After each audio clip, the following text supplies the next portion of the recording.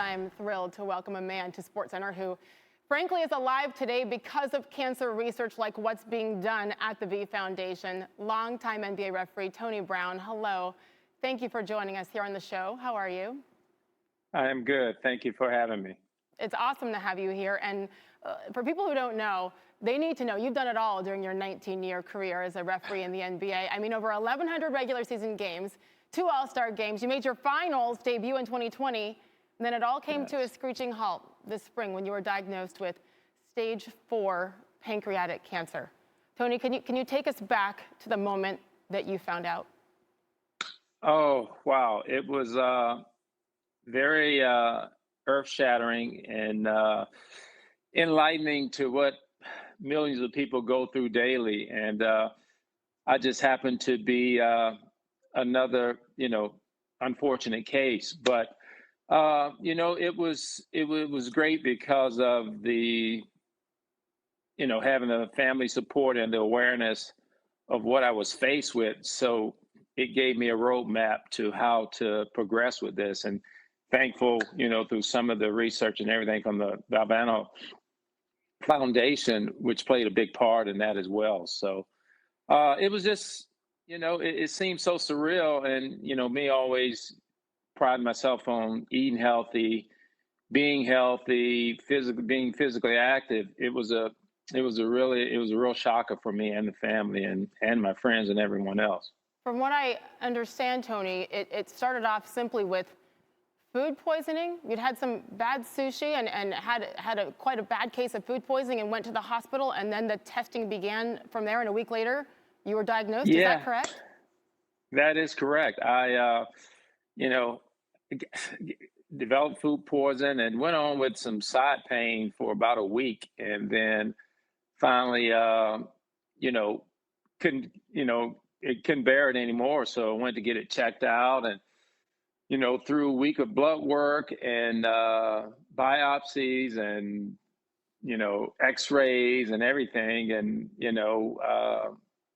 in the process of continuing to work, I ended up on the day that I actually found out, I was going to get tested to fly out to go work the next day, and found out that I got a call from this oncologist that I never had, and he came and said, "Hey, where are you? We need you to turn around and come back. The lab techs found like a series of blood clots, in your lungs, and we need you to come back. If you can't, we'll get an ambulance to you." And I was like, "I'm not sure who you're calling, but I'll turn around and come back." But I immediately went back. They admitted me into the hospital and started treating me for blood clots. So from there, I was, after they got it control where they wanted it to be, they transferred me to, general admissions and rolled me right into the oncology floor. Wow. And that was kind of a shocker. So by the time my wife got there and everything, and the doc who does the rounds came by and actually,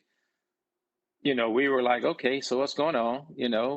And that's when I was informed that I had stage 4 pancreatic cancer. And at that point, like, that was a curtain call for me, but it was very enlightening. When you say curtain call, what do you mean?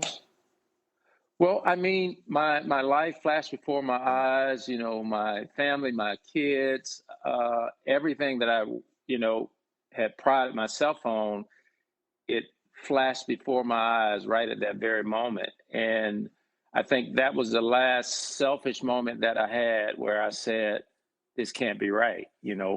Why me?" And since that point, I hadn't said it since, because I have so much to be thankful for. And, the support that I've received from the NBA, my coworkers, my family, my friends, me not fighting is letting them down. And that was the one thing that I've learned from this whole ordeal, is to live boldly, act boldly, and not be fearful of the things I pray for and I'm grateful for. So I've been very fortunate to this point to have the support, which gives me the will to continue to fight this Tony, monster. Tony, I want to ask you, because I remember talking to Stuart Scott about this, and he was very adamant that he didn't want to know about the numbers. He didn't want to know a prognosis when it came to what he was dealing with his cancer. Obviously, we all know how dire it is when you're diagnosed with pancreatic cancer, much less stage 4. How have you handled that reality?